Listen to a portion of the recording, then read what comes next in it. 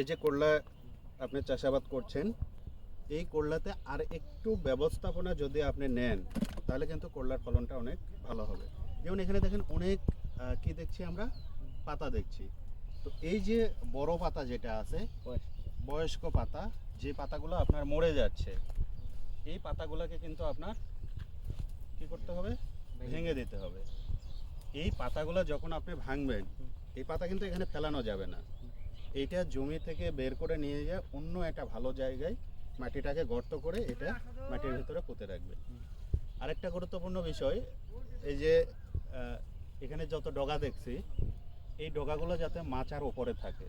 এটা যদি কোনো কারণে এভাবে ঝুলে যায় তাহলে কিন্তু আপনার ফুল ধারণ ক্ষমতা কম হয়ে যাবে এবং ফুলের পরিমাণটা কম হয়ে যাবে।